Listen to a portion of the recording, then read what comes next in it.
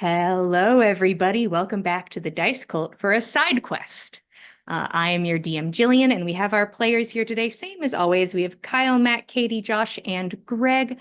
As I said, we're doing a little side quest. We're doing a little mini arc of a game called Damsels. Now, this is a game inspired by the Netflix fantasy film Damsel. So if you haven't seen it, just don't go see it yet, or see it and then be very prepared for the fun and shenanigans to be had by all today with all of our princesses, our many damsels.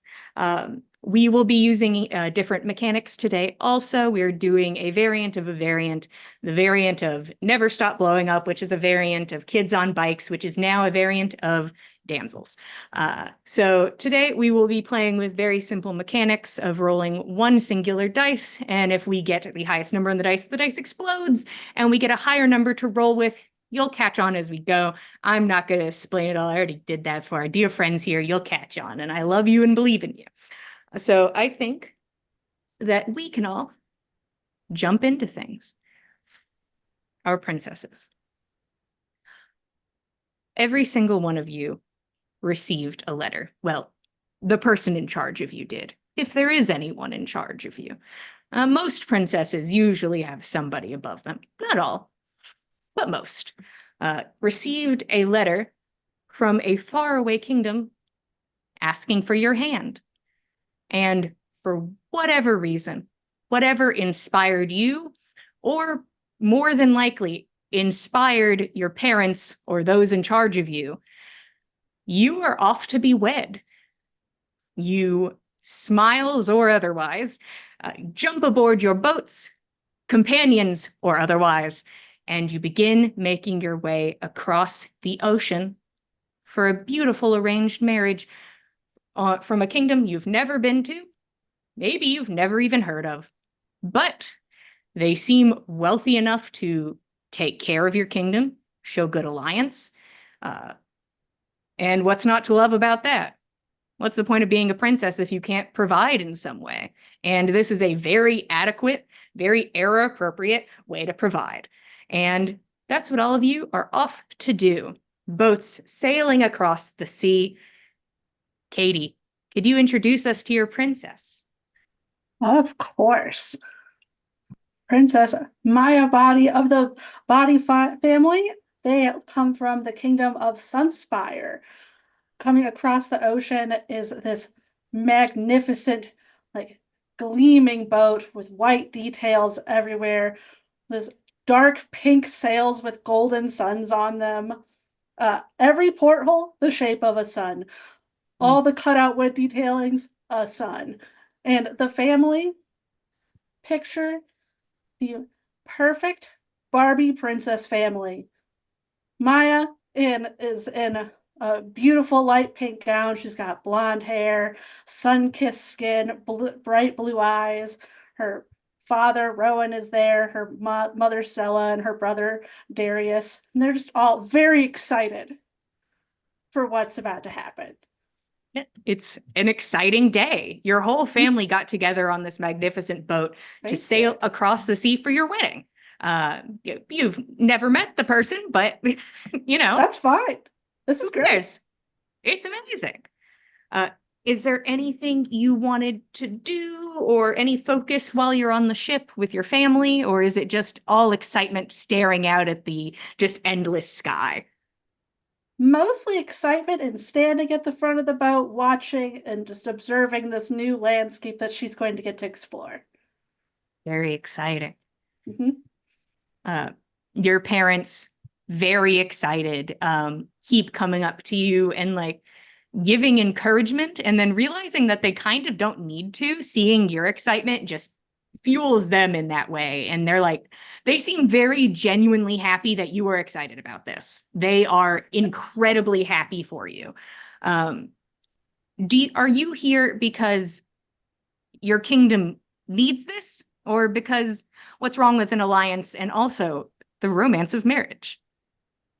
I think it's more of the alliance. Like they come from a kingdom that's pretty wealthy. They specialize in luxury like textiles, so satin, silks, velvets, everything, that royals spend a lot of money on. Yeah. So like there's probably been a bit of a drought considering where they're from, so they could use some extra agriculture help, but they could just Mm, buy stuff if they needed to. But there was a princess that needed to be married. Like she's that's true. 24, she's single. Yeah. Very old, very single. Very And old. This is getting to spinster age. Like, eh. yeah, this is very late for a princess to be wed. Yeah. And I'm sure none of our princesses get older than that. Uh, No, certainly not. certainly none of them get older than that. Um, you stand at the front of the boat, this majestic picture of like innocence and royalty, of femininity, just taking in the sea before you and waiting to get that first glimpse of land. Meanwhile, another ship crosses the sea. Mac, would you tell me about your princess? I will. My princess is Vera Druraan. She is the princess of the kingdom of Cybertrun. They are known as a kingdom primarily for textiles, though not of the luxury nature, more of the practical nature, more along the lines of linens, cottons, basic fabrics that are needed for utilitarian uses, for example, in the construction of ships, which this land is very good at doing so that they can transport their textile goods, as evidenced by the ship that they're riding in on. But if you would prefer I go for a Vera description before the ship, I can do that. It's whatever you want. This is your time. Cool. You're a princess. Push in on this beautiful, stately, wide-bottomed ship built from a rich reddish wood which rides slowly in on the tide. Its hull is high-sided, its bow and stern castles fortified. One enormous square sail is blown taut against the wind to display the royal crest of the Druran line, a field of royal blue with bronze trim, upon which a mythical dragon lifts in its two front claws a scythe and a quill, its stately head turned towards the quill. The bow's figurehead is painstakingly carved and painted into the likeness of a bronze-scaled dragon with fierce blue eyes, its sharp-toothed mouth gaping in an eternal defiant roar against the elements of the open sea. Upon the deck of this ship rides Vera Druraten. She is a tall, dark, solemn, stern, strong individual, feminine-leaning, if only just, with more at work beneath the surface than some might assume. They carry themselves like a soldier and wield a sword at their side very comfortably, with some experience, it seems. Upon the ship, they have with them their personal retainer, Jadida Rathrop, who is habitual in keeping Vera sharp in both combat and verbal sparring. Jadida is 5'7" to Vera's 6'1". Jadida blue-eyed, where Vera is brown, amber-eyed. Brown-haired, where Vera is dark-haired. Jadida wears armored standard of Sabertrunian royal guards, and Vera wears not very dissimilar uniform. Royal blues of the family line, and a bronze armor plate. Okay. And you, of course, also stand at the front of this boat, looking out at this sea, looking out at the horizon. Is there a particular reason that your princess is here? Is it out of obligation? Is it out of love? Vera would snort derisively at the concept of doing such a thing for love. However, this is a useful and beneficial political alliance for the family. The kingdom of Sabertrun is not badly connected. They have an awful lot of good repute with neighbors and with others at greater distance. They have a number of places of higher learning and repositories of knowledge. So they're reasonably well connected politically, but this particular kingdom, I think, is one that maybe has gone under our radar, or we've had perhaps long ago tensions and forgotten any ties that may have happened in the past, and maybe we're trying to rebuild some bridges.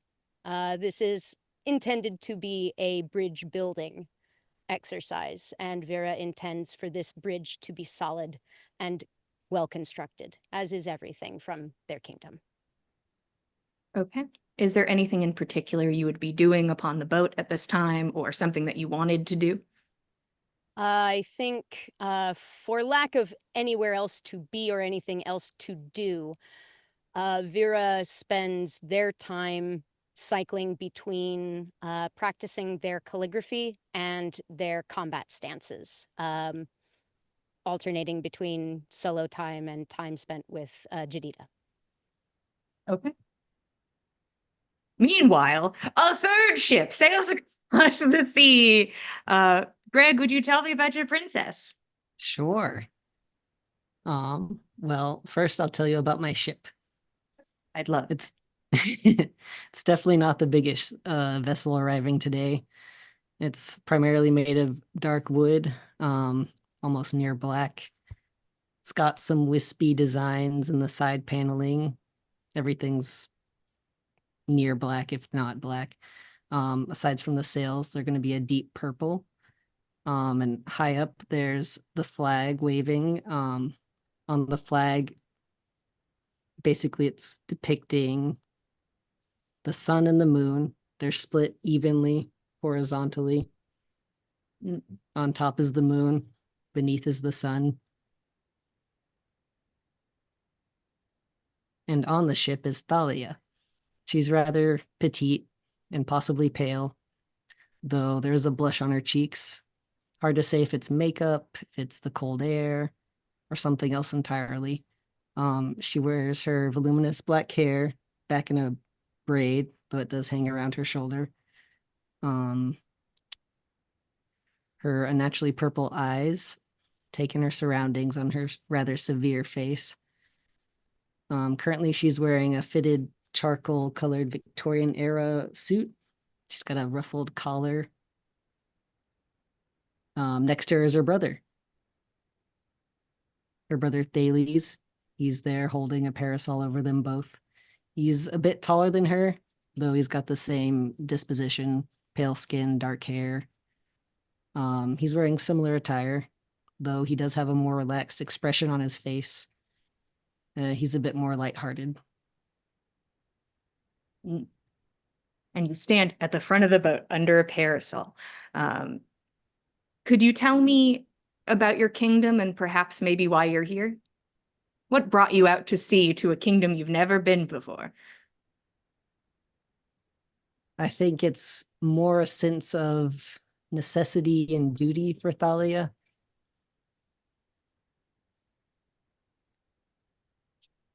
Get him.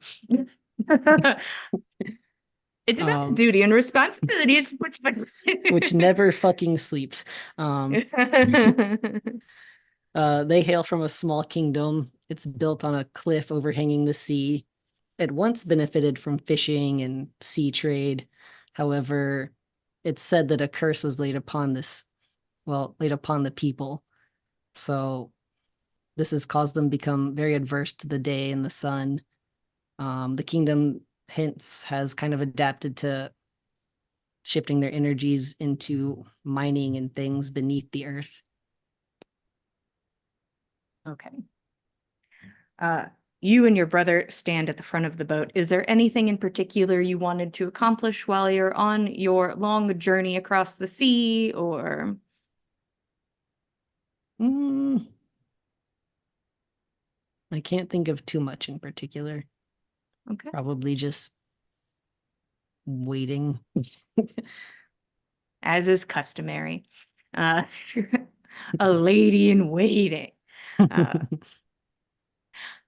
And of course, another ship across the sea. Josh, would you tell us about your princess? Sure. So sailing across the sea is a chic, sleek vessel with a triangular lateen sail. Um, it doesn't bear any official marks, but it does look expensive. If you look close, though, there's not many crew walking around, though it is a small vessel and probably not much more than a single room. But standing at the front of the ship is a woman in uh, black traveling trousers and a pea coat, and over that there is a fur stole made of several animals' tails. And as she lifts it to her mouth, a cigarette at the end of a black cigarette holder, her assistant reaches up and automatically lights it for her. She takes in a drag and blows a little uh, smoke ring across the bay as she surveys coming in. And her name is Blanca de Verona, and she is from a tiny nation that isn't much more than a mountain and like one farmer's farmland. The mountain is called Widow's Peak, and that's definitely not suspicious at all. Mm. And if you were to ask her why she's here, well, of course, she's always been intrigued by the possibility of love, but uh, if you look just a little bit closer, you can see that perhaps this expedition wasn't well funded, and that maybe the ostentatious wealth that she is used to has started running dry. See, and I'm sorry if I missed it. How old is this young lady? It's not polite to ask, but if you were to just go, um, she's about 46, but she doesn't look a day over 35. Perfect, immaculate. Um, you stand at the front of the boat, looking out at the sea. Is there anything in particular you wanted to accomplish while at sea? She's accomplishing it. She's Mm, looking smoking hot just riding across the bay. you're very right, and that's very true. It's important to cast a good, strong first impression. Mhm. Mhm. She would be keeping an eye out for anyone that she also sees, but from a Okay. distance. Yeah. You stand at the front of the boat, and guys, you won't believe another boat makes its way across the sea. Kyle, will you tell us about your princess? So, in contrast to the other ships that we've seen, uh, this is a very nondescript trading cog, uh, crewed entirely with run-of-the-mill sailors and stevedores. And the only thing setting it apart from any other vessel that might be sailing is uh, a small flag with the coat of arms of a royal house. It's a field of blue over a field of green with crossed winter wheat stalks on it in white. Uh, at the prow of the ship stands a tall, lanky, might even say gangly, uh, young woman of 3 and 20 with a mop of curly red hair and a spray of red freckles across a pale face. Um, she has a look of uncertain enthusiasm on her face every time the ship uh, hits a crest of a wave or a sea swell and sea spray comes up. It gets on her glasses. And she takes her glasses off and wipes them off, puts them back on her face, and then a couple seconds later, the same thing. But she's trying to keep this look of enthusiasm. This is Scarlet Bronte. She's from a forgotten, uh, tiny little provincial backwater, part of the kingdom of Susani. Uh, she's from a place called Cornfield Hall, and she has not left that castle for her entire life. Her father died when she was young. Her mother kept her around uh, in a sort of an overprotective way. She is not sure exactly why she's been uh, arranged to be wed at this point. She didn't think her mother would ever let her leave again, a Mott and Bailey, barely passing as a castle. Uh, but for some reason, her mother came to her one day and told her that she's been arranged to be married. And if she had to guess, she would say this is probably the king or the queen's doing, and this is a marriage that was arranged. Really has very little impact on her outlook as far as royalty goes. She is something like 42nd in line for the throne of anything. She is royal in name and lineage only. She has no chance of ascending to any sort of throne of consequence. But she did think at one point she would probably just inherit Cornfield Hall and live the life that her mother had lived. But this is her first time beyond the moat of that castle in any capacity in her entire life. Uh, she doesn't have a retinue, servants, anyone like that attending to her. Her only companion is a rainbow boa uh, draped around her shoulder. She's dressed well enough. Certainly better than the serfs and peasants that worked her land, but probably pretty drab compared to most other royalty. And as the ship goes on through rough, foggy seas, at some point she's going to realize she's not feeling great and retire below decks and light a candle or a lamp and do some reading, which is basically how she spent most of her life. Uh, there's not much to see out here. She thought there'd be a lot more in the world, and basically it's foggy seas and it's a little choppy. Mm. Is there anything else of note, or is it like a very particular topic, or is it just like she's like, I started this book at home and I'm going to finish it? I think it's probably like the cargo manifests of the vessel that she's in. I think she's read every book in the libraries of Cornfield Hall. Her mother, for all her faults, did make sure that she was supplied with books and literature. She read news and missives and uh, never had much in the way of a pen pal, but she will read anything she can get her hands on. And this is things she has not read yet, even if it's just a cargo manifest. Okay. 5 ships make their way across the sea, all from different lands. You are all heading towards the kingdom of Kaer. And off the back, that does not ring many bells. It is a place, it is a nation of solitude. It seems self-sustaining and does not often engage with other kingdoms. It seems to be very put away and to itself, but based on the letter, seems to be rich in many ways of influence, of power.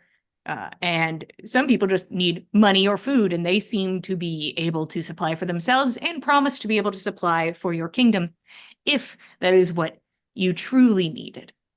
All of you make your way across the sea, and you enter into a warm, almost tropical air. There is the scent of sea spray and salt as you make your way across the ocean. Moist air and the creak of wood. And on the last day of travel, you hope, you pray, the last day of travel, a deep, heavy fog rolls in. Your ship makes your way through, cutting off a large chunk of vision as you stand at the front of the boat, looking outwards. You can see shadows in the mist. You see a large shape, serpentine, massive, wings and teeth becoming visible in the shadow, mouth agape, snarling. It is the statue of a dragon, something bursting forth from the water, made of stone, and gosh, how deep down the stand must be. But you see multiple displays like this, statues. Is it art? Is it a warning? You're not sure, but you catch glimpses of these shadows off in the fog. Depending on when you arrive, you are met at the dock by some servants who are dressed in red. Most of your ships stay. One of your ships does not. Some ships have work they actually have to go do. And a flag with a ship with a flag of wheat watches as the flag is pulled down and the boat disappears back into the fog, off to do what it need do. They don't have time to stay and wait. But I'm sure if you sent out a letter, somebody'd come pick you up for a vacation one day back home. But all of you arrive, and the servants lead you up a winding path through bright green foliage and brilliant, beautiful flowers, and the sun is shining overhead. The place is warm and inviting, and then you are led up the stairs to the castle, which is of white sea stone, clay red roofs, and vibrant purple and red banners, deep purple and red.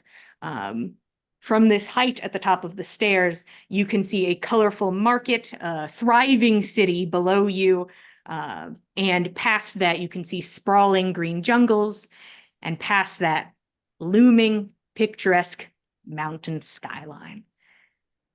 You are led to your chambers. Elegant rooms with a balcony overlooking the courtyard.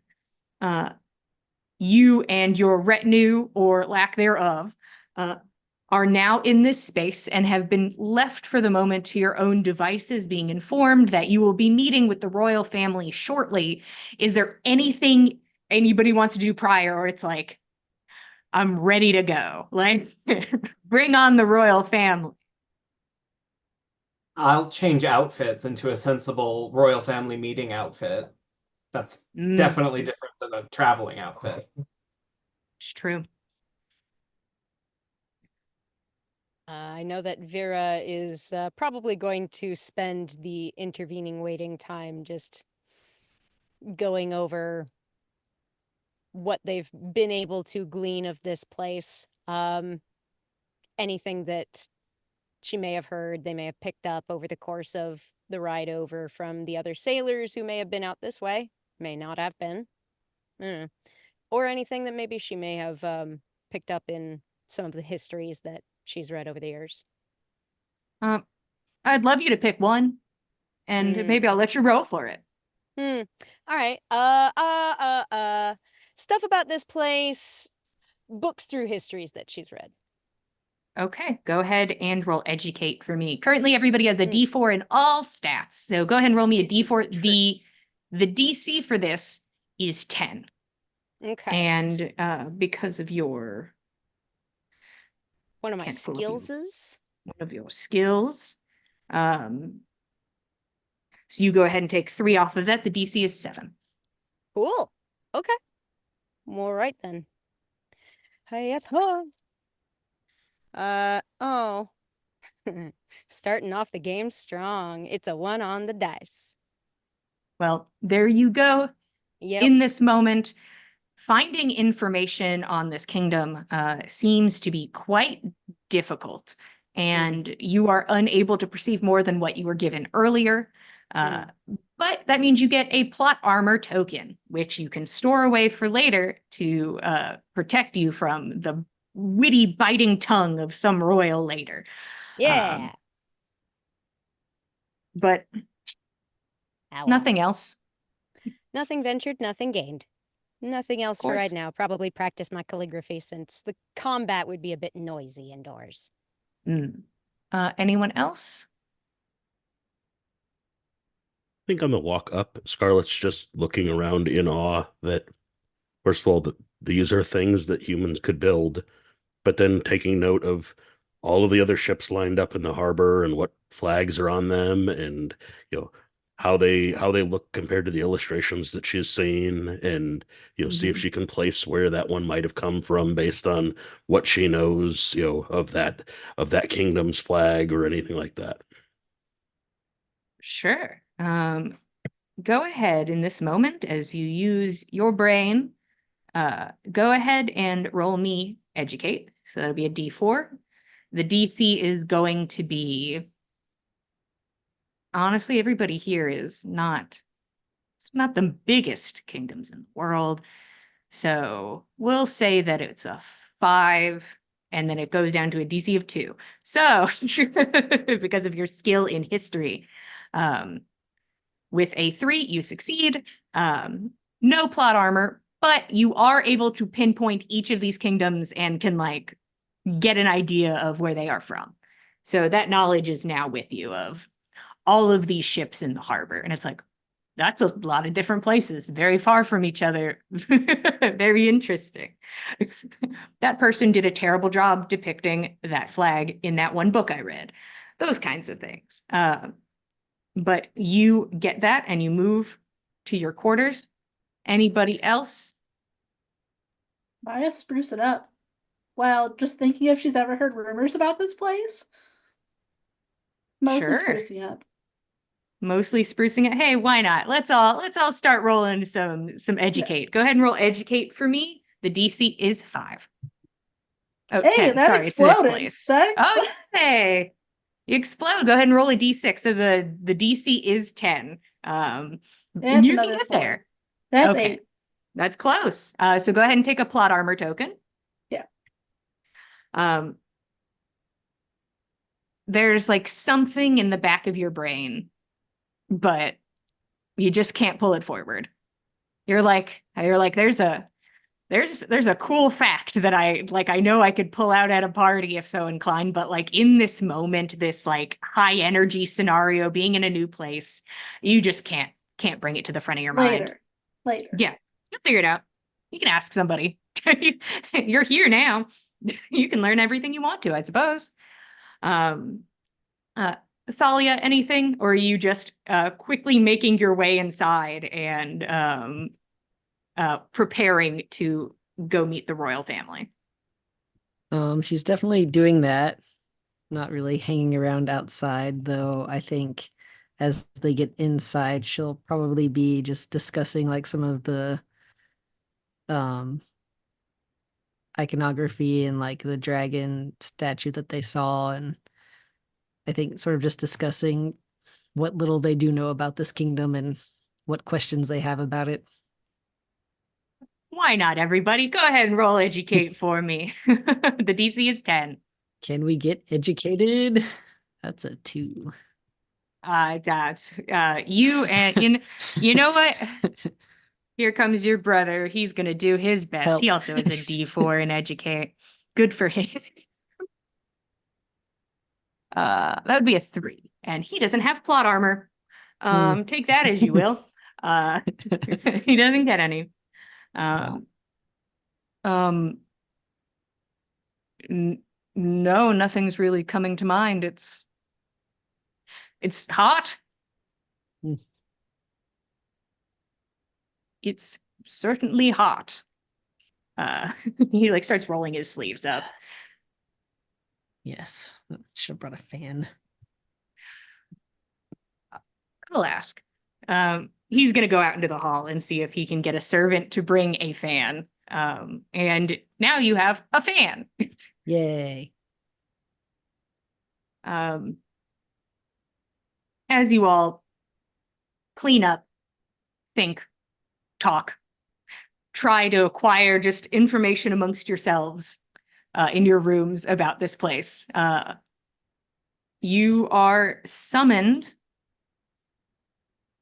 out to the courtyard. You gather in the Ramada There are plants and places for sitting around a large metal fire pit that has depicts through the metal the fire that it would hold. So a fire within a fire, I suppose. For the first time,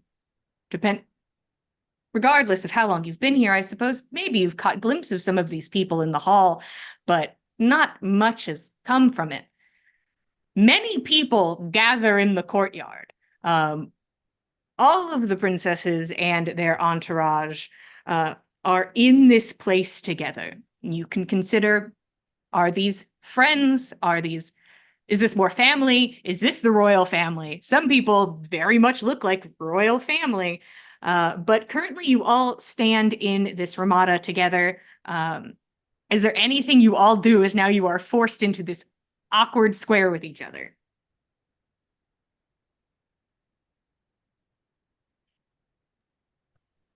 I don't believe Vera engages with anybody willingly. They are there to do their business with the actual royal family, and they expect to be approached for that. And since this just seems to be an assembly of people, maybe we're all just here to talk to the royal family. I think that Scarlet probably sees Blanca as being like, at least of the party assembled, the one that like most closely resembles her mother. So probably goes like stands near her and just says, "This is fancy, ain't it?" You must not be from around here. I imagine lots of folk aren't from around here. There's I seen flags from all over. Well, sounds as if there's a big to-do, and I plan to be at the center of it.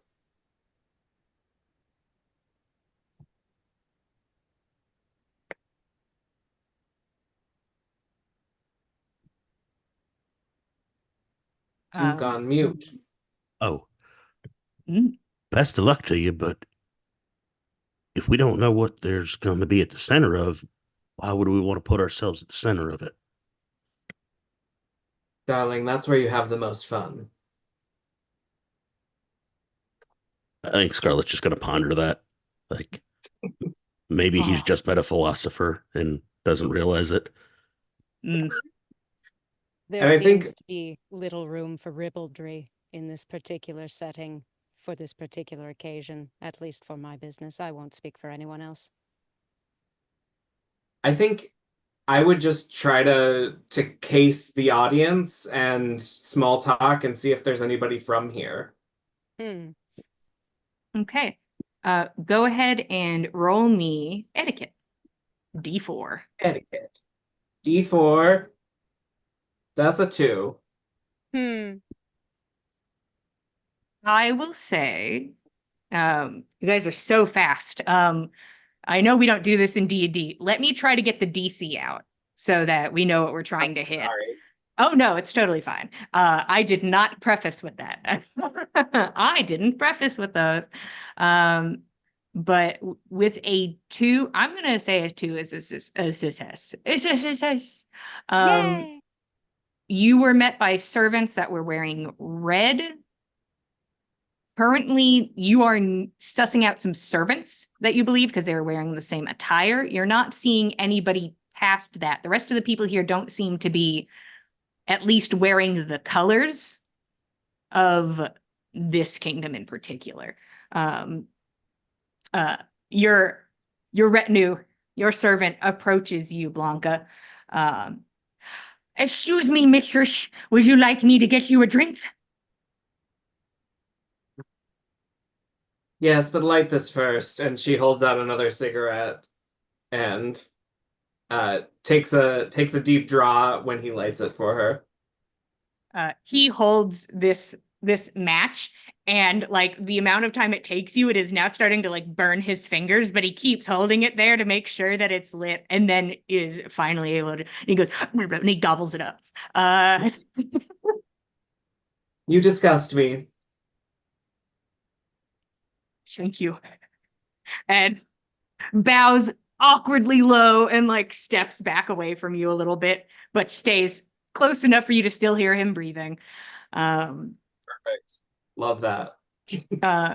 Vera sees that, kind of glances sidelong at Jadida and is like, don't ask me to do that for you. Don't.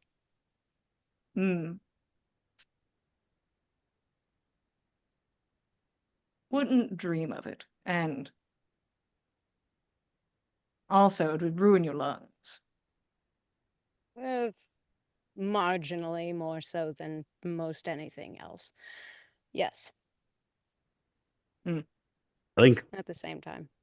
I think Scarlet probably sees that treatment of the servant, and it's probably equal parts that, the disgust of that, and also the smell of the cigarette smoke. And like takes like one of those long striding slide steps away, just like putting a little bit of space between the her and the person that she grapevine. thought was going to be like, oh, this is Normal. cool. This person's going to be just like my mom. Like, nope.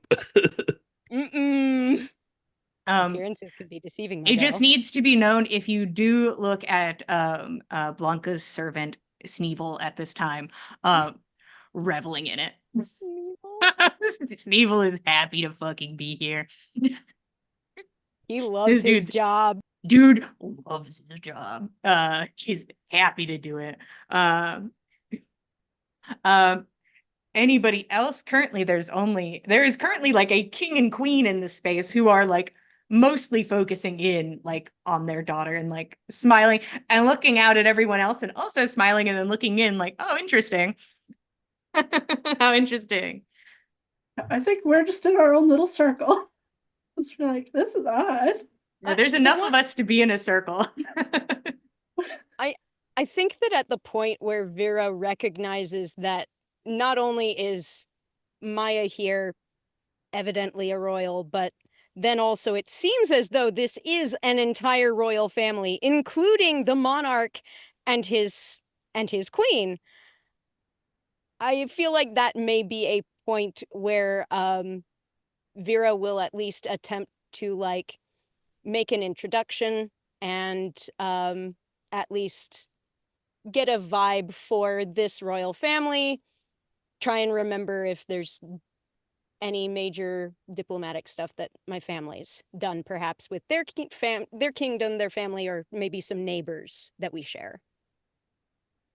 Sure, you go over and introduce yourself. Do you approach the king and queen, or do you approach the princess or the prince? Given there seems to be a preponderance of princesses at this particular engagement, I think Vera will start with the princess. We'll, of course, give a bow of greeting to the king and the queen, but it seems as though they're focused on the princess. The princess seems to be in the moment and enjoying the moment, so Vera will inquire in that direction.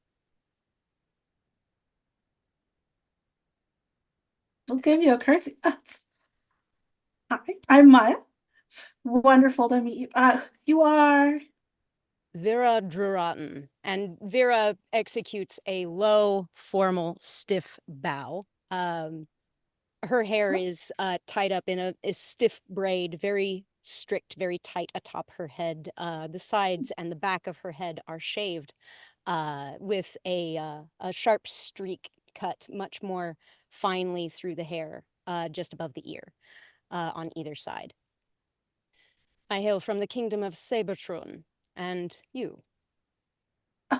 We're from Sunspire. Sure, you've heard of it. I would imagine a kingdom so radiant very likely does cast a long light across many a sea. What is it that brings you here today? Oh, what? My wedding? I assumed that you all are potentially working at it. I wasn't sure.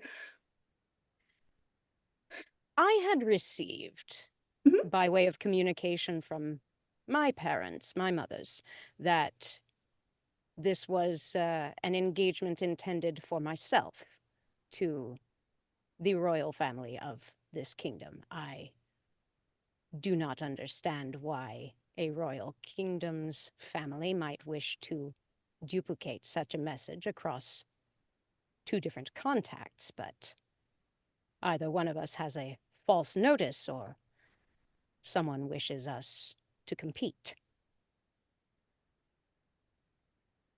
Or maybe there's more than one prince? I count 5, likely, royals. Maybe 4. 5? I mean, we could ask. I think everyone could hear. It's not a lot of talking going on, I feel. Thalia, your brother is sitting next to you on a bench and he's like leaned over and he's just like, I mean, if we must kill them, I suppose we'll do our best. If needs must. If needs must. And then just like a little smile on his face as he looks onward. Doesn't have to currently hold the parasol as you guys are undercover currently. But as you kind of like turn and are like, hey, everybody, I have a question for the people. Hang on now. There is a gentle clink of glass that catches all of your attention in this moment. Before you stands a beautiful middle-aged woman, long chocolate brown hair, dark eyes, warm skin, wearing an elegant royal red dress, deep, deep red, wearing a dark metal crown atop her head. A step behind her, you see a blonde man with slicked back hair, handsome, dressed in the same red. And gathered behind them is a group of 5 wearing this royal red as well, and seem to be in the age range between 20s and 30s, it looks like best guess.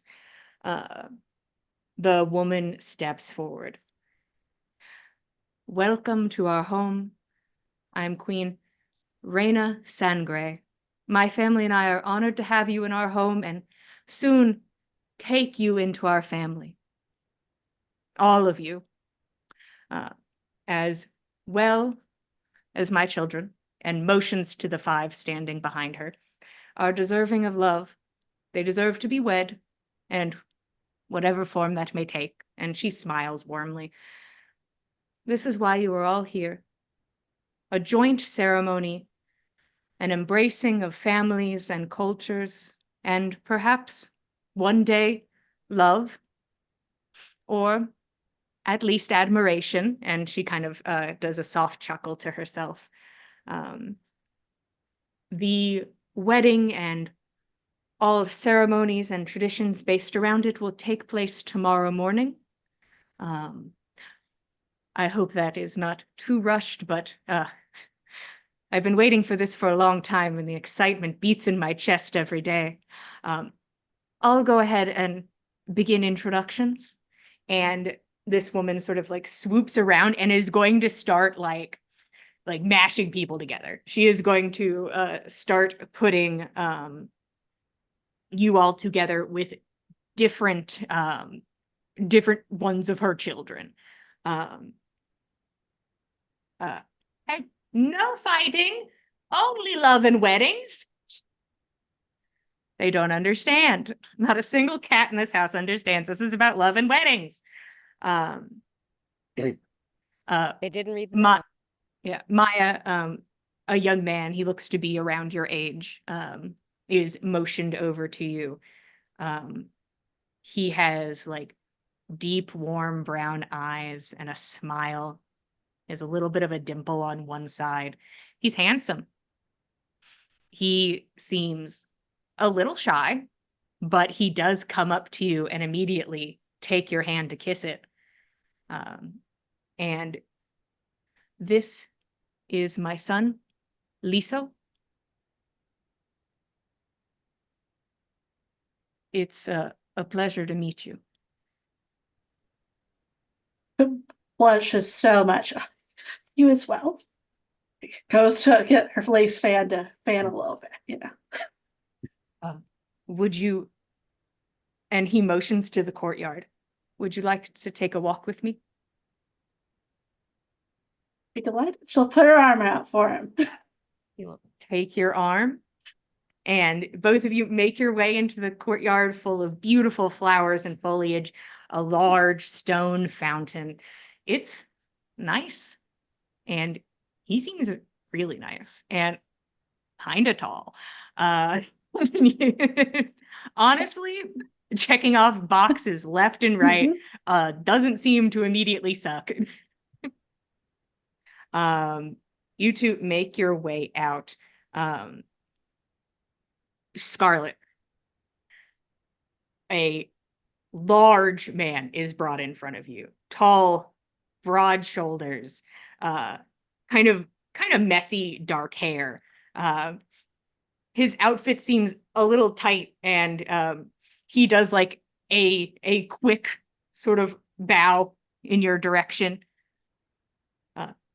This is my son, Rubio.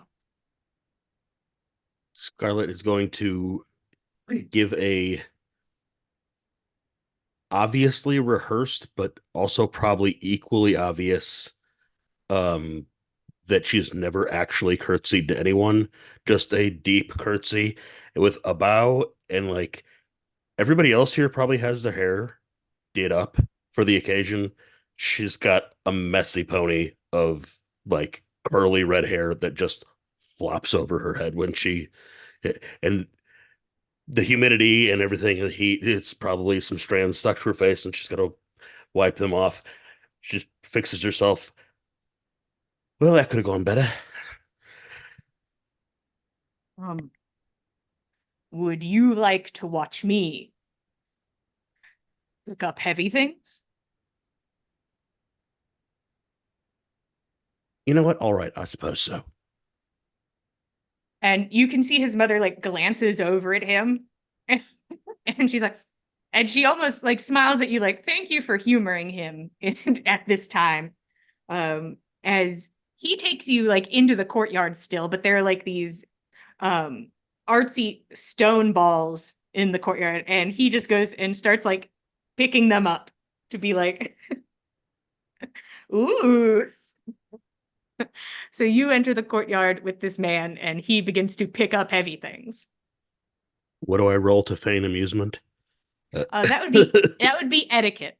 He's gonna roll against you. Hold on. Give me 1 second, and I will give you your DC. Just let me figure out what I'm doing to notice that. Educate, you say? A D4, you say? He explodes.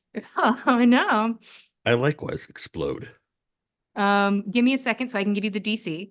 Okay. Oh, sorry. You can keep what you have so far, but let me get through this. Your DC is 8 for him not to notice you are faking your excitement. So I add what I get on this DC, this D6 then to that. Yep. You add Right. to it, you're gonna need at least a 4. I don't get a 4. I got a 1. So Okay. 5 total. All And right. there are no etiquette related skills that Miss Scarlet Bronte possesses. And so you can go ahead and take a plot armor token. And I'm going to say he doesn't say anything, and you're like, I'm nailing it. It's so easy to pretend to be enthused, smile and nod. I'm doing it. Yes, good. Thumbs up. You watch him lift heavy things in the courtyard. Vera, the queen, approaches you with a small meek looking man. He looks incredibly shy, and you can see a bit of red to his cheeks. And she smiles to you, standing a little taller than him, especially in heels. This is my son, Lucio. And he looks up at you almost a little sheepish and will extend a hand to like kiss your hand. That is his first impulse. Vera will accept this gesture very properly, genteelly, set the hand in his hand and allow him to take the lead to kiss it. It is an honor to meet you. Thank you. I appreciate it. Would you be interested in a walk through the courtyard? I would, yes. There were some pleasant trees in bloom in that direction. Perhaps you could tell me about a few of them. Okay. And this shy little man begins to make his way out into the courtyard with you. You look over at your attending, who like raises her eyebrow and kind of like gives like a, could be worse kind of shrug. Like, all right.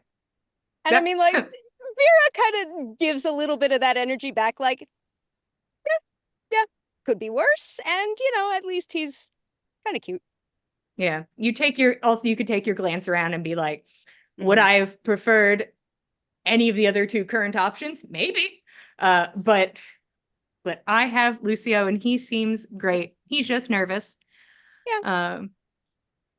He takes you over to stand in the shade of a tree.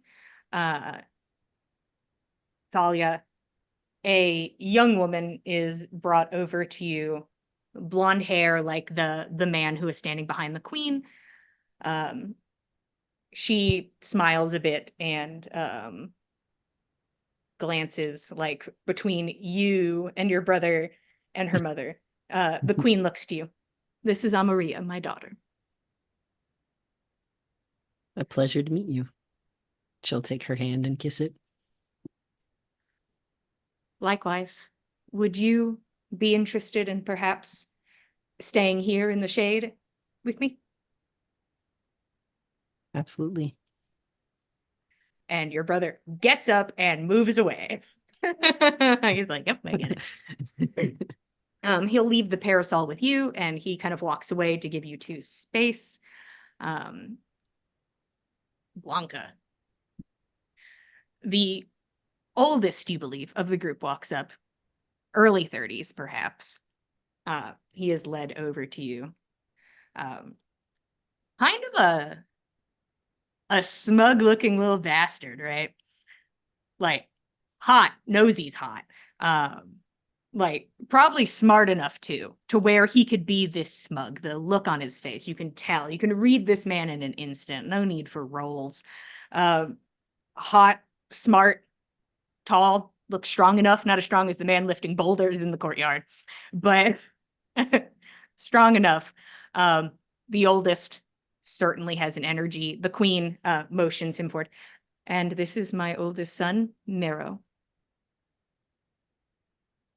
Blanca will hold out a hand for him to kiss, but when he grabs it, she's going to lift his hand into a like kind of a ballerina spin. She's spinning him, and she'll obviously look him up and down, and then look to his mother and say, "This'll do." He seems incredibly shocked for half a second. It does have to recompose himself. And the queen smiles to you. I like to think I did an okay job with them. And she says to, what did you say his name was? Mero? Yeah, his name's Mero. Blanca looks to Mero and says, "Why don't you be a good boy and walk me across the yard and tell me about your favorite things?" Of course, ma'am. And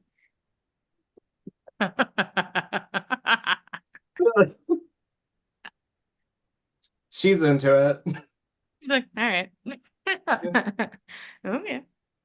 And he will begin walking with you through the courtyard. Now imagine, if you will, 5 couples walking around the courtyard, trying not to run into each other.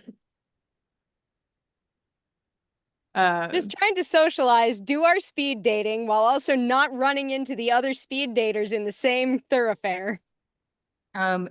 You all do notice that your family or companion or whoever was with you leaves with the king and queen, and they seem to go talk inside. So it's only you all outside. Do I keep my During snake? Yeah, you can keep your snake. Your snake doesn't have to go talk to the king and queen. Sir Hiss does not need to be present. I will say, during these conversations, each of your prospective spouses will ask you if you will join them for dinner, which I can only assume you will all agree to, as you have to eat dinner anyways. And wow, what a rude way to start your one-day engagement, by saying no. But you were invited to this dinner. Is there anything that you wanted to in particular talk to your prospective spouses about? Or it's like, I'm just, I have many years to figure this out. So anything in particular? Scarlett would certainly ask who his favorite author was, um, or at least what genre he enjoys of literature. Genre? Yeah, like what sort of books you like to read? Like ones Oh, about knights or histories or uh like that, mysteries.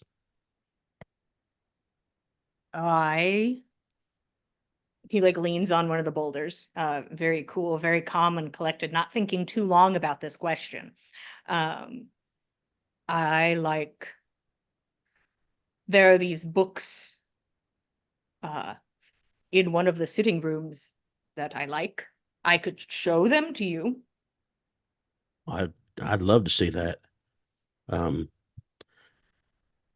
I I'd be enthusiastic about that. I like natural history as well. Learn about them critters and uh, I just first time I've been outside of my own library.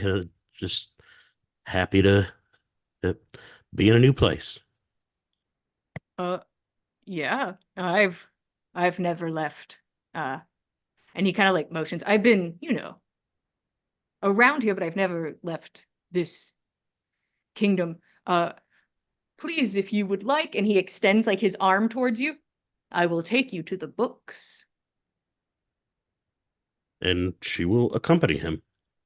The two of you begin walking away. Anybody else? Anything in particular with your potential spouse? I think Thalia will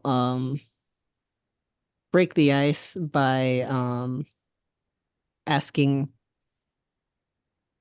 I hope it's not too much, but I will need some accommodations. I have quite the weak constitution when it comes to sunlight, and maybe a few other proclivities that might need special attention. So she'll just sort of like open the conversation for that weird stuff. Of course, I wouldn't want you to get sick or hurt. I'm sure we can figure something out if it makes you feel better. At least most of the festivities tomorrow take place inside. It's good to know.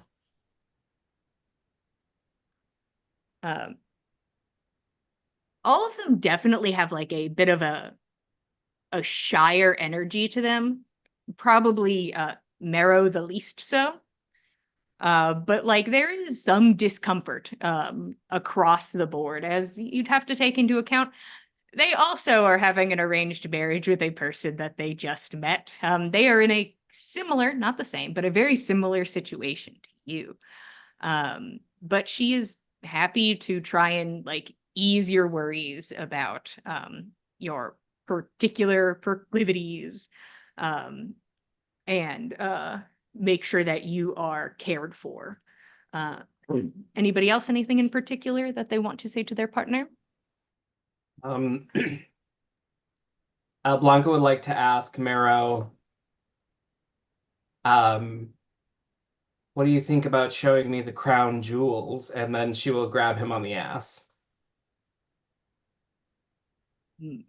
You see that he was like standing next to you, like, you know, pensive, staring out at the horizon. Right this way, ma'am. And he's immediately going to just like take you inside. He's like, I'll okay. We don't have to Um, consummate nothing. Unbothered.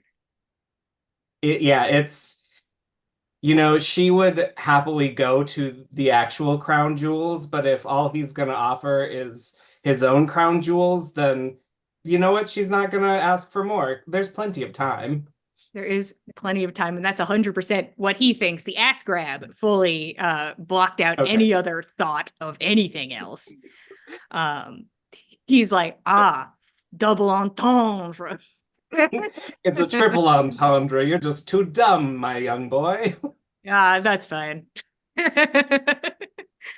I'm just here to be pretty. Yeah, you two also head inside. Maya, anything in particular? Just general chatting and getting to know you stuff. Mm-hmm. Nothing super specific over here. Yeah. She's excited to be here. He also seems pretty excited, nervous energy. But he talks about places that he likes to eat in town, some of the market stands that have the best foods, and talks about horse riding and that he wants to take you horse riding at some point and all those kinds of things. Love that. Maybe after dinner we could sneak out and do that. He smiles. I'd like that. Thanks. Vera, anything for your shy little man? The shy little man, I think Vera is I would hesitate to say that Vera is handling him with kid gloves. I don't think Vera owns kid gloves. But Vera is not tearing into this guy. He's clearly obviously on the back foot, and you know, as you say, we are both of us in an awkward situation where we've just met the person we are meant to marry tomorrow, so I think a lot of it is kind of getting to know you stuff, but it's also sort of like figuring out like what Lucio expects from this marriage. What kind of partnership Lucio expects with this marriage.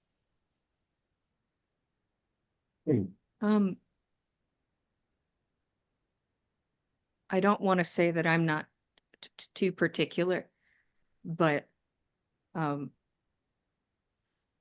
do like settling things quickly and respectfully through words or even letters if it's too uncomfortable.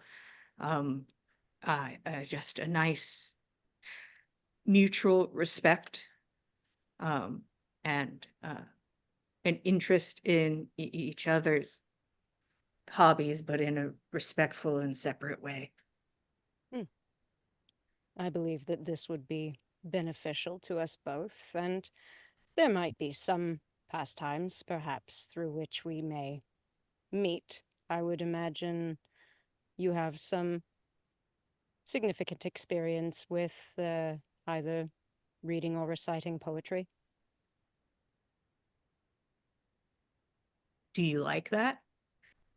I do enjoy poetry myself, yes. I could certainly become more learned in poetry. I brought along 1 or 2 tomes of my own from home.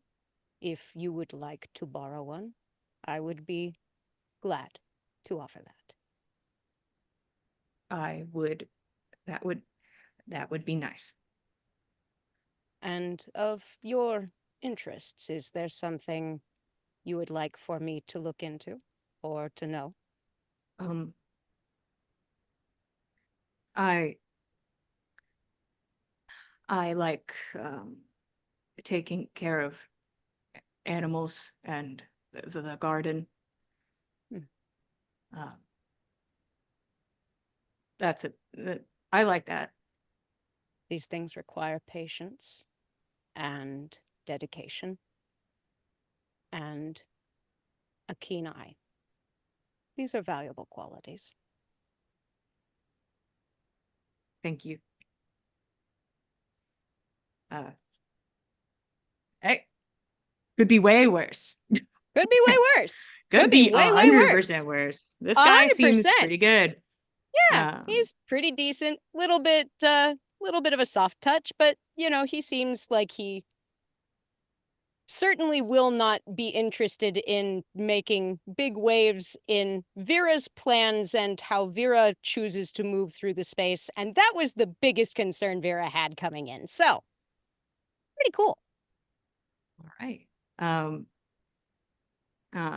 At this time, Scarlet, you are led into a sitting room, and an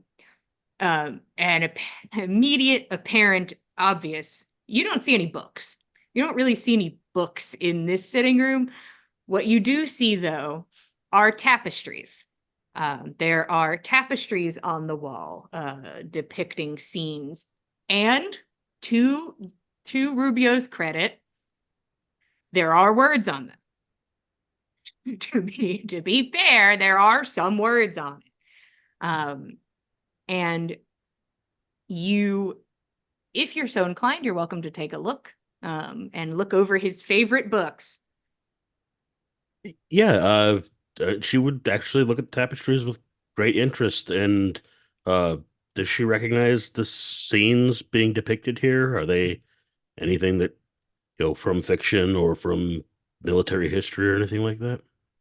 You can go ahead and roll educate DC 10 minus 3, DC 7. I'm gonna be rolling a D6 on top of that, so Okay. be a 8 total. Okay. That's a success. And you said that's educate that was under? Yeah, that was educate. Okay, cool. You begin to look over the tapestries, and there is familiarity. You are able to kind of connect this as the mythology of this land is something that you are able to pick up on. It is the story of King Asino, and he is the feller of the last dragon, which, of course, must be mythology. Sounds like a swell feller. Yeah, he is a feller. And it is the story of how he saved this land from a terrible dragon and protected its people. And you believe that like this story is very ingrained into the people's traditions. And like you're like, I expect to see some dragon imagery. That would not be weird to you. And you're like, okay. And you're kind of putting it all together. It's like, this man killed the last dragon. And that's probably a lot of their vibe, especially with their red attire and things like that.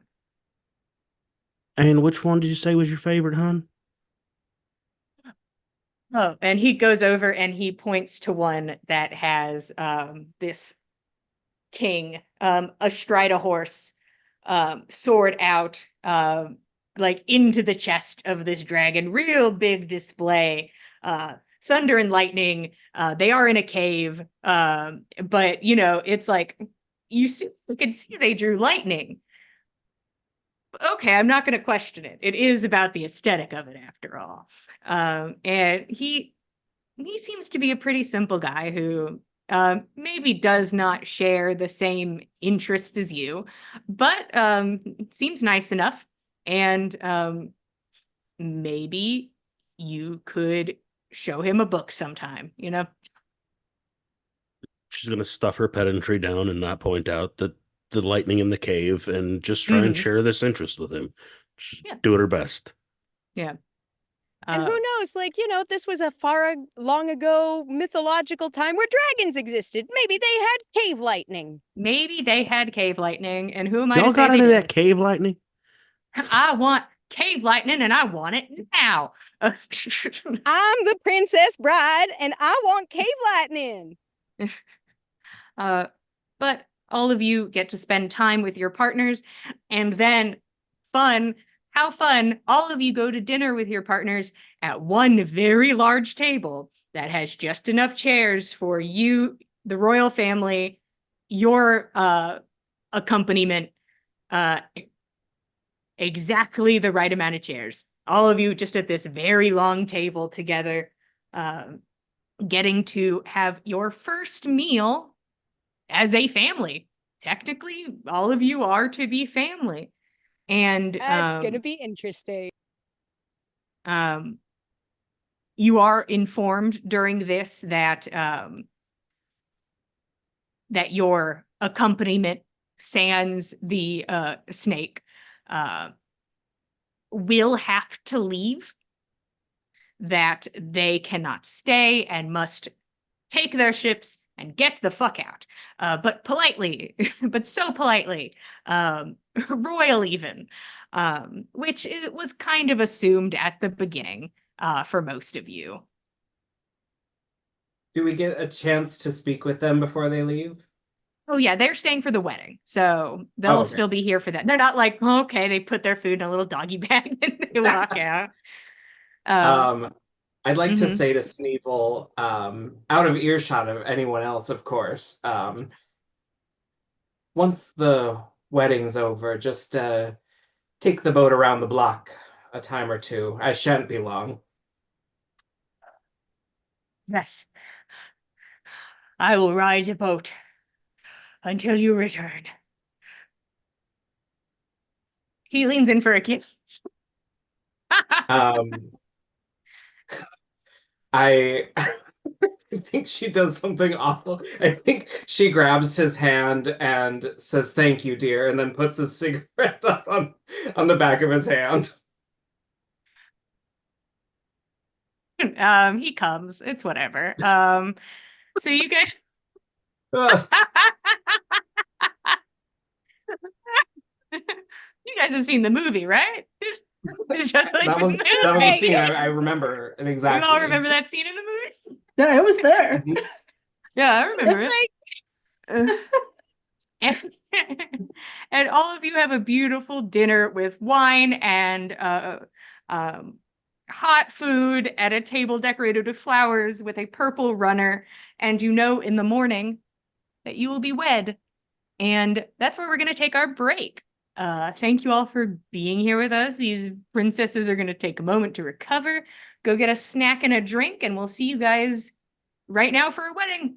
Oh, we're back. Hello, everyone. Welcome back. It's time to start thinking about a wedding. Our princesses here have just enjoyed a very not awkward dinner with literally everyone they just met 30 minutes ago. But technically, in some way, all family except Sneevil. Definitely not family, but certainly there. But certainly he's here. we're kind of glad that he's not included in the family category on that one, I think. Yeah, when you guys heard that it's like, oh, they all have to leave, and you're like, actually, you know what? I will surely send everybody I know home so that Sneevil has to leave to make that happen. But all of you have dinner, and it is the night before your wedding.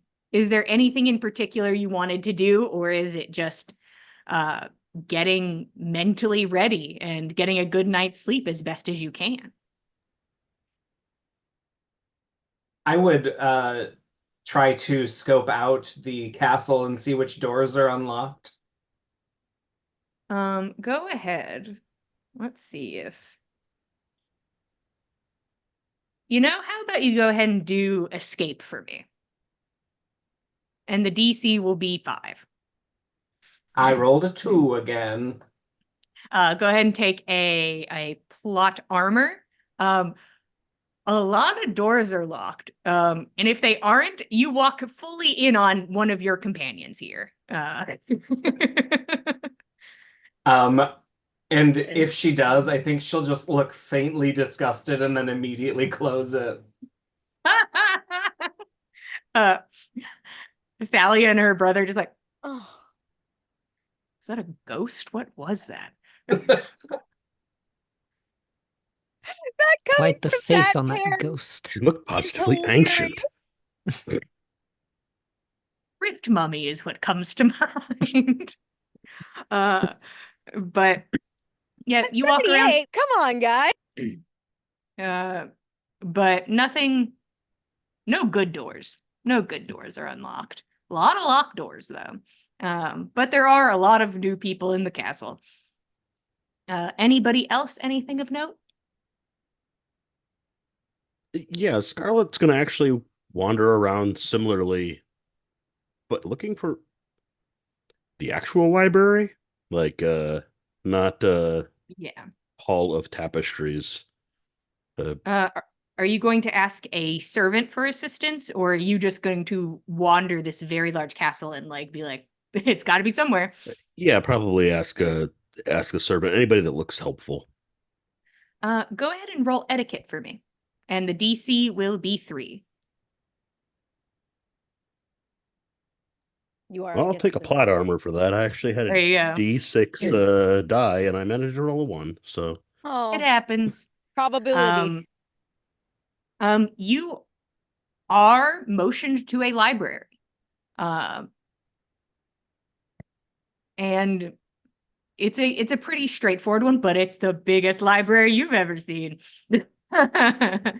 So you are welcome to stay and pick up a book and be in awe. But no super incredibly helpful book or something appears. But boy, howdy, a lot of books, and you get to live here or around here. These are yours. Amazing.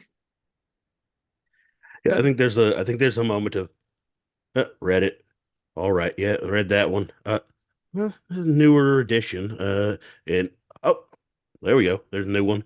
And Just making The mental fact notes that of how she's many books. She's finding like, new okay, and hold ones. on. Oh, all right, okay. They made a sequel?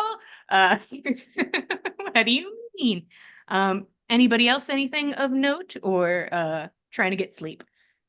I think Thalia and Thales will be hanging out if there's a little like patio outside their room or just by a window. They're just going to be chatting about if you don't hear from me within some reasonable time about any updates or anything, she just kind of wants to like have a conversation going about like, planning when they'll visit and stuff like that. Mm-hmm. Of course, we'll of course send letters. I'll say we'll wait for you to send one first, but I'll see how long we can hold off mother and father on that, and I'm sure not very long. And I'm sure they would love it here.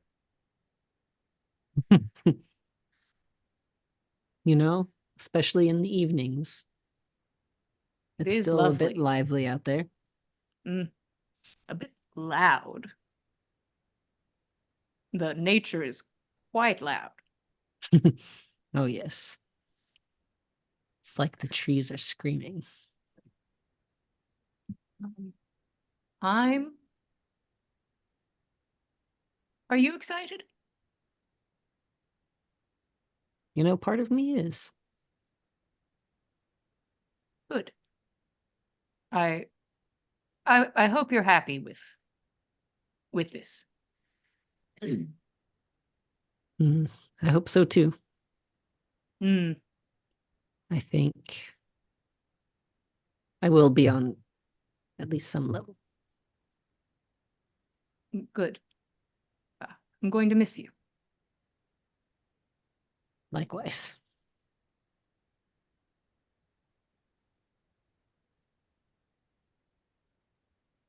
and he will sit and watch the stars with you. Also, I feel like there's been a miscommunication about Blanca's age, first off. Seen a lot of threes at the front of that number. She's in her 40s. She's queen age. Understood. Be not mistaken, a queen. Yeah, 40s ain't ancient. 40s be a queen. I mean, I guess depending on the era, might be. Mm. Could be the oldest person in a room, depending on the time and day. But I do think for a while there, Blanca was the second oldest when like just mother was around. She's like, now I'm the oldest. Strange, odd, Hmm. weird. Anybody else? I think that Vera spends this evening talking through basics with Jadida,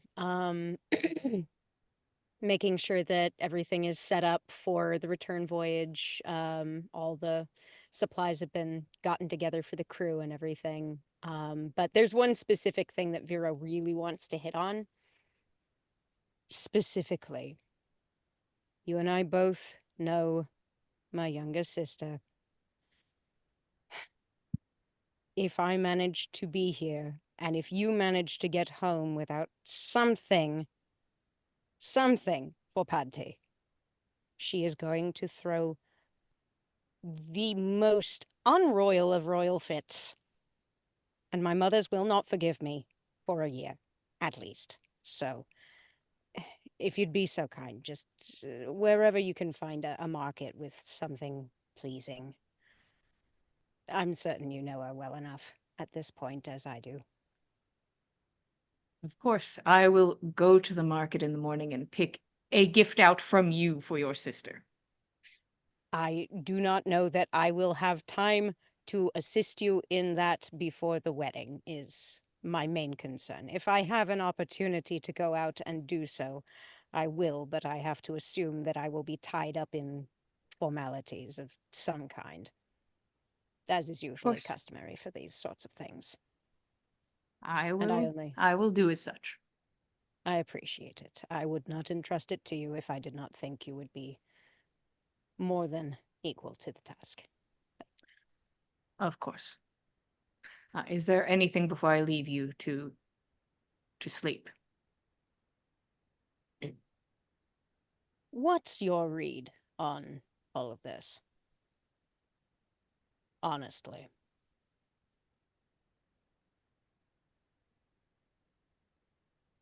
She has a D10 in Educate. Ooh, heck yeah. Okay. I'm in some ways at a bit of a loss, and I don't want to immediately assume the worst when I don't understand something.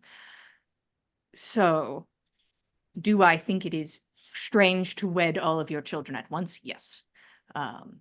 Do I know these people? No. So I cannot speak for if that is customary here. I assume that there are provinces or counties or some parts of this kingdom that each of you will rule, or you will be some sort of oligarch. I am unsure. I do not think your newest companion to be untrustworthy. I do not think his meekness an act. I do think that true to his person. The royal family in and of itself and its requests are bold, and yet we have responded and we have arrived. So, not bold enough, I guess. So, this seems to be a strong, self-assured kingdom that gets what it wants. And is that the worst thing to be allied with? yes and no. So Mm. that is something to keep in mind, I think, that this is quite the steadfast, in-charge types, even if your betrothed is not. I appreciate your insight. I always do. It seems to me this is very nearly too good to be true across the board in a number of respects, and also strange, just odd in ways I find it difficult to put my finger on. If, while you are in the market, perhaps you can see whether or not there's any rumors about, I don't know, whether or not this is a particularly interesting event in this kingdom.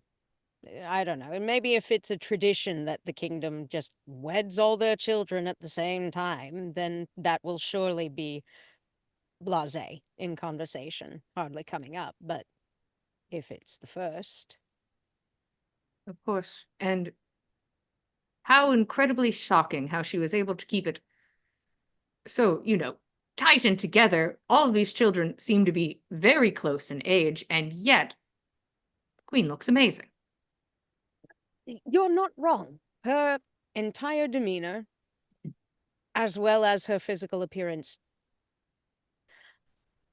I do not know what their medical situation is like in this kingdom, but if that is the only thing contributing to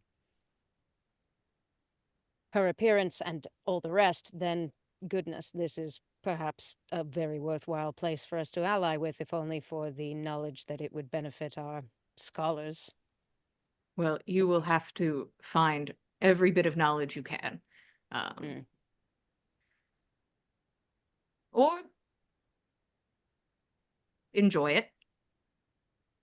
We'll see if anything of value comes along. This seems to be a somewhat light-hearted gathering, and no sense in tilting at windmills. But if there is something untoward beneath the surface, I would just as soon be aware rather than unaware. I'll keep an ear out. I'll get your gift from you in the morning, and I will be in attendance at your wedding. I very much appreciate you and your inimitable assistance, Chidita. They do a quick, low, respectful bow, and then will head out to go to their chambers. Leaving Maya and her family. Is there anything before bed? Normal night before wedding jitters. I think she's just sitting by the window. Probably pulled out some embroidery and is adding more to the stress that's already has so much going on. And it's just like, nope, gotta do more. Gotta add even more details. Add in more your red. Mother, yeah. Your mother, Stella, comes and sits next to you. Both of you sitting like in very proper, like back straight poses, as if anyone's watching and they're not. And this is what we do. This is how you behave around just each other. It's very formal. Like you're being viewed at all times. Yeah. When you're she a royal, smiles. you are constantly within the panoply of the kingdom. Yeah. And you're in a window. You never know. Sneevil could be looking at any time. There's light in here. Everyone can see I'm in this window. Yeah, it's very true. The Queen like brushes your hair back and smiles. Are you excited? Yes, it's very exciting. He seems really nice. He seems so incredibly nice and handsome. Lucky you.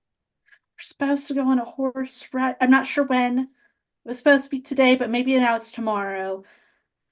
Oh, it is a bit late, I suppose, for a horse ride. The dinner did run long and quiet, but I think it was that really odd man being there. No one wanted to speak around him. I don't wish to speak ill of anyone. I am still uncomfortable.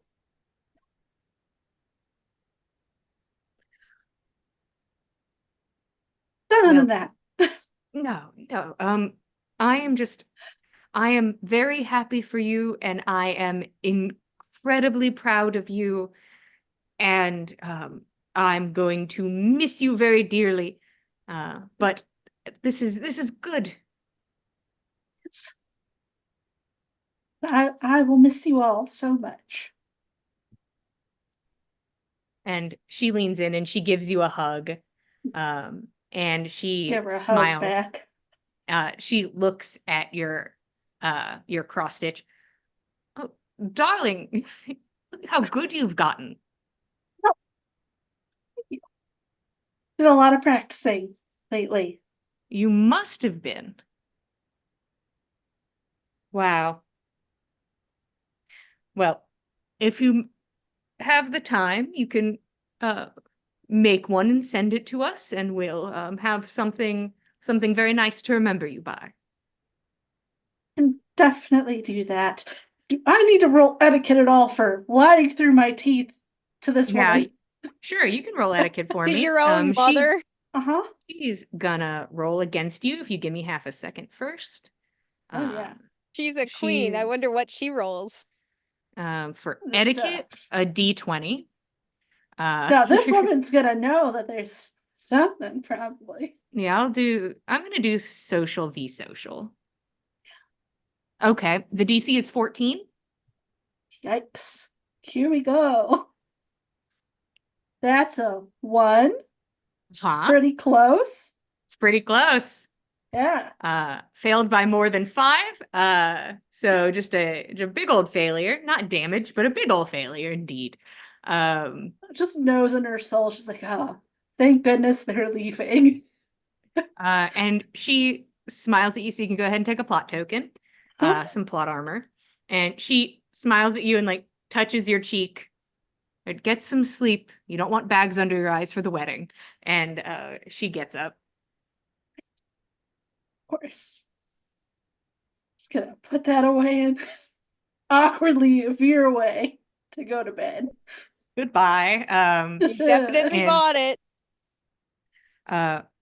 All of you lay down for bed, whether that is an easy sleep as you have been on a boat for a very long time and spending the night in a non-moving bed is amazing and you're so tired and you are out immediately, or the nerves of it all keep you awake. Either way, a night of rest is had. And you are woken up bright and early for your wedding. Immediately, you are swarmed by attendees and servants to begin dressing you and preparing you for this wedding. It is like that door got kicked open the second the sun even thought about coming up, and they are in your rooms immediately. I think I'll go in the same order. Katie, can you tell me about your wedding dress, your wedding attire? Of course. First, there's 0 red in sight. This is a pink household. This is a pink Just light household. red. This is a pink. Yeah, It's almost red. red adjacent, and that's going to be good enough for them. She is, of course, full ball gown, this light pink with gold thread embellishments throughout with different florals stitched on. Anything shiny that they could acquire is affixed. And then it also has like a sheer cape of that same color going down, rigid boning, and a hoop skirt to make sure this is the puffiest dress possible for this wedding. She'll leave her tiara though, because she's assuming she'll get a new one.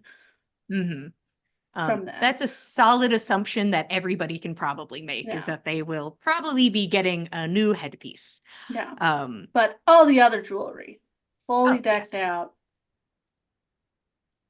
Very perfect. Got the heels on that you cannot see, but they're there. You know they're there. You certainly know they are there. Yeah. You can feel that they are there. Your mother stays with you. Your father and brother leave, but your mother stays with the attendants and helps you get ready. Big smile on her face. Mac, tell us about your princess and their wedding attire.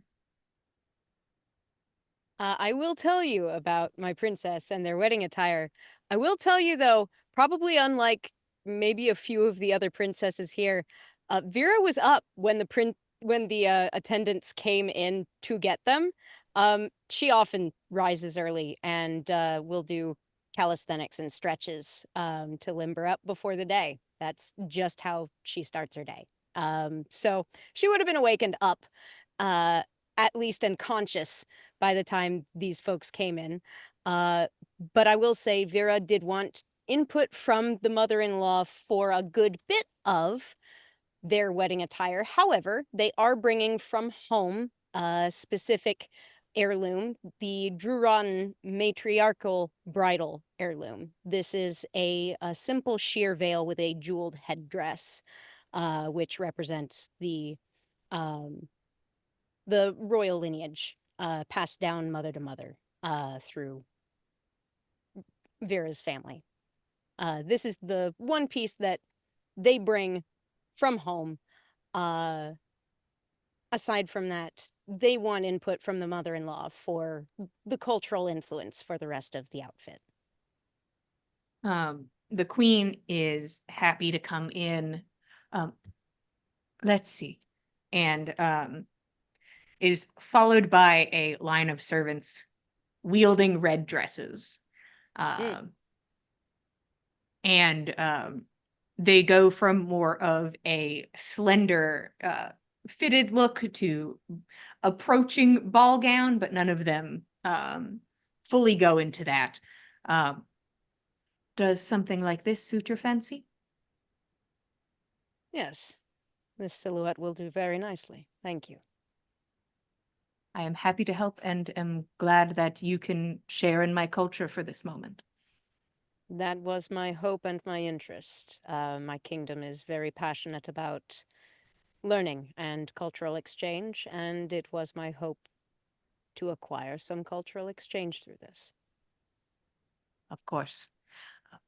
I will leave you to it. And you are given a kind of too tight red dress. It does have like pull corset A fastenings in cinch. the back so that it can fit a variety of bodies. You are provided with heels that fit you, and all of you, like somebody with makeup, is actively pursuing you aggressively throughout all of this. There is no way around this old woman with a makeup brush. She will find you. Yeah. I feel like that this is actually the attitude that Vera has had to have taken. Her parents, her mothers had to do this attitude with her growing up to get her to look nice for family functions and things, or she wouldn't do it. So Vera's just like, yes, this is just like home. Right. Sit and you are take put it. in your red dress and heels. You put on your veil. Greg, can you tell us about your princess's wedding attire? First, I will note that Thalia probably appears to be struggling with being up this early, unlike Vera. But I'm sure that's nothing makeup can't fix. There you go. But for her dress, she's wearing a black fitted dress that goes down basically to her feet. It leaves her shoulders exposed, though she does have a tight necklace around her neck that has it's featuring a dark purple gemstone. You can presume that's a family heirloom. Black lace winds down to her wrists, with a swath of fabric for sleeves that start right below the shoulders. It's got a black corset cinching her waist, and there's a slit along the side exposing a lace covered thigh. Okay. I'm staring into darkness to read names. Also accosted in the morning. Josh, can you tell us about what your princess is wearing? Yes. Blanca is wearing On top, she's wearing a wide brim black hat that is decorated with white and red roses, which match her pale face and ruby red lips. She's wearing a collar of pearls along with pearl earrings and a white wedding jacket with pearl buttons down the front and a very cinched waist. And underneath the waist, the peplums of the jacket, there is a black pleated kind of angular skirt that goes down to almost the floor, but just underneath you can see that she's wearing a sensible 2.5-inch heel with red bottoms. Okay, of course, as is customary. In my kingdom, we all wear red bottoms. Of course. I will say during this time of people attending you and getting you ready for the wedding, there is one point where a woman fully, literally kicks Sneevil out of the room. Like fully physical altercation removes him from the space because she's done. She removes him. I think Blanca says to her, "Darling, you don't have to be gentle." She fully has foot to this man's face to push him past the doorway and like slams the door shut. Eh, wipes off her hands. Very good. And talks about how she will be sanitizing her shoes after this. And Kyle, tell me about your princess's wedding attire. Well, first of all, I don't think they find her in her chambers. I think they find her sprawled in the solar or library or study or wherever she was taken last night to read books. Probably most of the makeup is just like wiping the drool off of her face. She probably would have been alerted that somebody was coming to wake her up by her snake being wrapped around her leg and like kind of like squeezing a little bit to alert her that somebody was there. But her wedding attire is not entirely different than the attire that she was wearing. In fact, it's a lot of the same articles. It's not a gown, it's a dress. She was wearing this dress when she arrived here. It's it's nice-ish, but it's certainly not fancy. She has donned a mantle of, fur-lined cloak. And this is the first time she's put on her tiara. It's brass, just like the buttons that are on her dress. It's not anything fancy or shiny. The shiniest thing on her are the scales of her rainbow boa. Um, and I think this is just the best she could manage. She's not from a wealthy place, noble in title only. She's trying her best here. Okay. Each of you are led to a large chamber in the castle. There's sun beaming in through the windows. Just turns to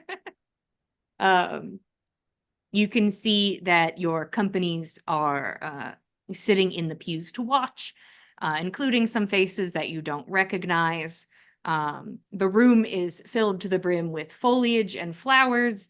There is the light smell of incense and nature. You see the queen stands at the end of the aisle, adorned with crown and scepter. Her husband stands at her side.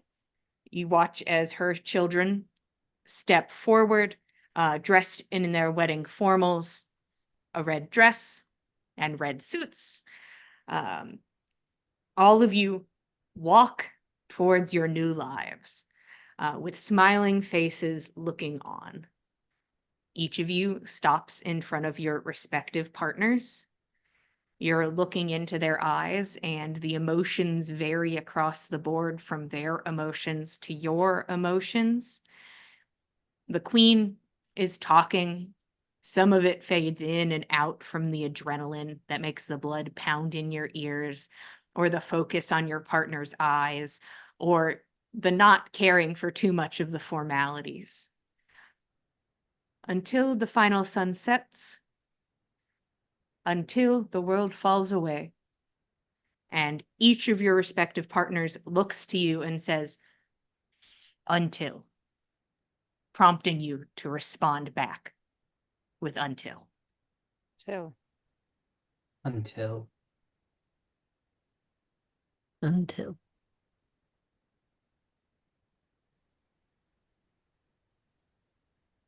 Until.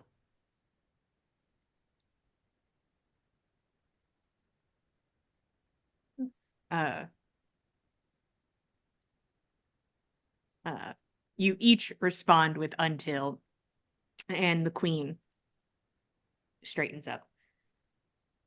To unending love. And your partners turn to attendings and hold in their hands these dark metal crowns. And they place them upon each of your heads. Your partner, very politely, Scarlet, gently removing your current tiara to place this one atop and sets it on the pillow that the prior one was on, gently trying to be very, very polite and gentle about it. And after these crowns are placed upon your heads, you may kiss or hug or shake hands or give each other very sturdy nods. Whatever ends up being the thing most comfortable for you. Just to go straight down the line, you guys know your order, right? What do you think your response is for the kiss? Mine is going in. Yeah. Yeah. He is happy to all see, like, there's no hesitation. Both of you immediately just boom, just straight together. Mac? I think that Vera actually does, upon the final vow, go in and give a firm, gentle kiss on Lucio's lips. Aw. So, Thalia? yeah. Mhm. She'll raise 2 shaking hands so her partner can grab them. Mm. You hold each other's hands. Josh? It is a fight for dominance Mm. with tongue. It is so aggressive. You can hear in the back, yes, yes, from fucking Sneevil. In the God damn back. it, Sneevil!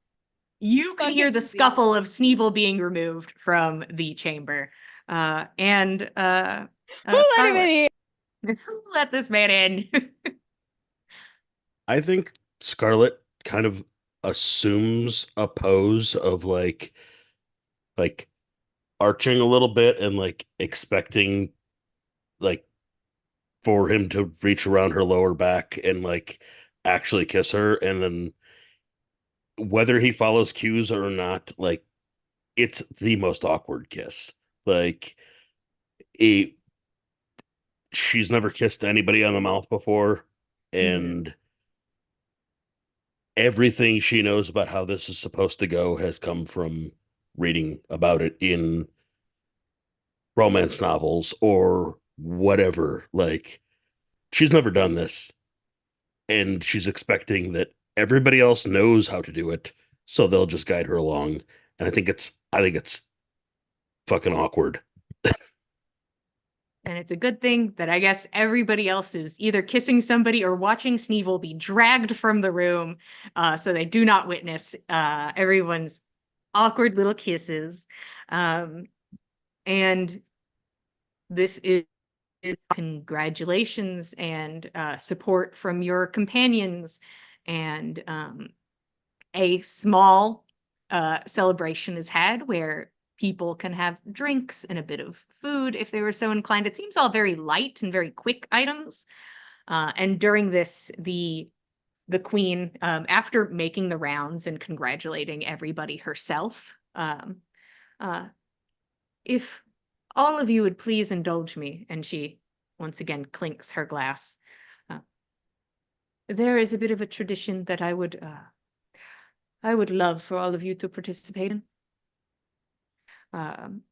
Sadly, it is only for the now immediate family, and she smiles big. And those rules were made a long time ago, so who am I to say that I should stop now? If you will. And your companions hugs and kisses, see you soon, as they are not invited to this portion. Each of you are given a deep red cloak that you see each member of the royal family also places upon their body. And some of the people from the audience that you didn't recognize, and you're like, oh, this must be more family, and you see a couple servants who also put on cloaks to join and follow, for assistance, perhaps, for whatever the family ritual is. You follow the matriarch, all of you in your cloaks, led down through the market to where you are met with cheers and celebration. People are throwing red painted rice as you walk by. Some people do not seem interested at all, and you see one older woman like glances out the window and then closes that bitch immediately. The second your procession walks through, just scrunches her face, slams the window. But that is overshadowed by the monument is cheering and excitement as you are motioned forward and onward. You march with your entourage to the forest, and you go down a well-traveled dirt path, and you walk, and you walk, and most of you immediately regret shoe choices near instantly. And eventually you get to a stone stairway and you begin to ascend the mountain. It is a long trek in relative silence. As everyone, you can hear some labored breathing and the occasional conversation, but it is people focusing on just moving forward. Eventually, you make it to a landing, and the trees are small and far below you.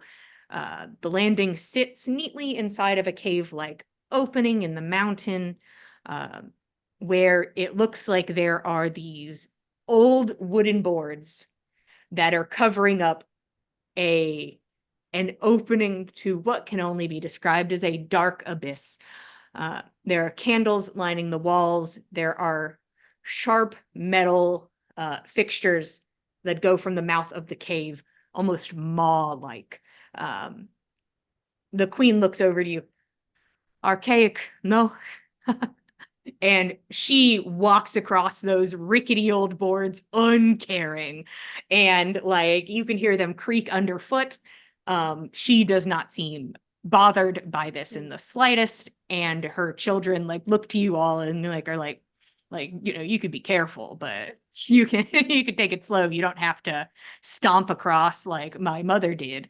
And they casually, along with the other groups, begin to make their way, kind of lining the edges so that the married couples can stand more central.